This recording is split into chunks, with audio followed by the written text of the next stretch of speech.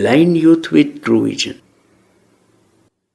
The basic point in Maharaj's teaching is that the conscious presence, that is, I am, is the original concept on which everything else appears, and that this concept itself is only an illusion.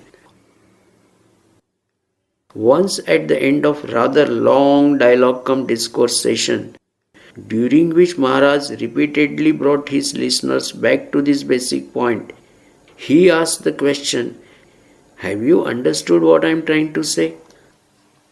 This question was addressed to the listeners generally. All were silent, but one among them said, "Yes, Maharaj, I have understood your words intellectually, but..."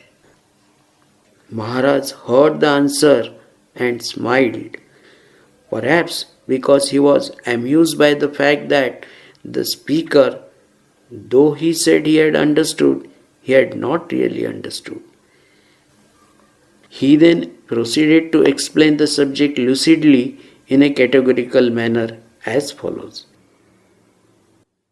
1. The knowledge I am or consciousness is the only capital a sentient being has. Indeed, without consciousness, he would not have any sentience. That is, he would not have perceptions, feelings, and sensations. 2. When this I amness is not present, as in deep sleep, there is no body, no outside world, and no God. It is evident that a tiny speck of this consciousness contains the entire universe. 3.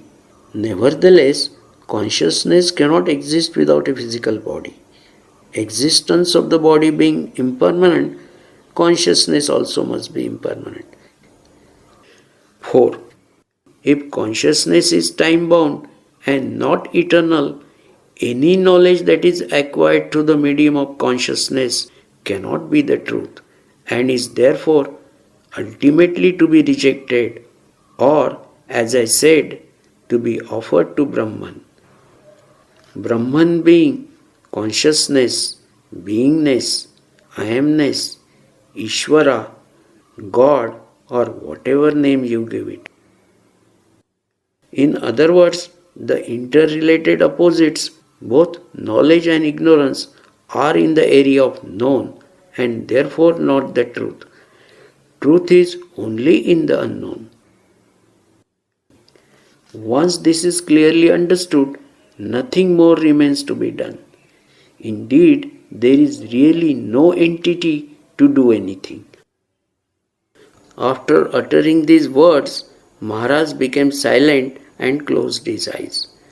The little loft room seems to be submerged into infinite peace and silence. Not a word was spoken by anybody. I wondered, why is it that most of us are unable to see and feel the dynamic manifestation of the truth presented by Maharaj time and again? And why do some of us, though a very few, see it in a flash? After some time, when Maharaj opened his eyes and we all reverted to the normal state, someone drew his attention to the poor blind young man who had recently attended his talks only twice, one in the morning and again same evening, and he had gone back liberated. At the end of the session, when this young man bade goodbye to Maharaj, he was asked whether he has understood what it was all about, and he had said confidently, yes. When Maharaj himself asked him what he had understood, he sat quietly for a few moments and then spoke. Maharaj, I do not have the right words to express my feelings of gratitude to you for making the whole picture so very clear to me, so simply and so quickly. I can summarize your teaching as follows. 1. You asked me to remember what I was before I was born, or before I had this knowledge I am, together with the body. 2. You told me that this body come consciousness had come upon me without my knowledge or concurrence. Therefore, I had never been born. I am unborn. 3. This body come consciousness that is born is time bound. And when it disappears at the end of its allotted span, I shall be back in my original absolute state, that is, the Parabrahman, which is always present but not in manifestation. 4.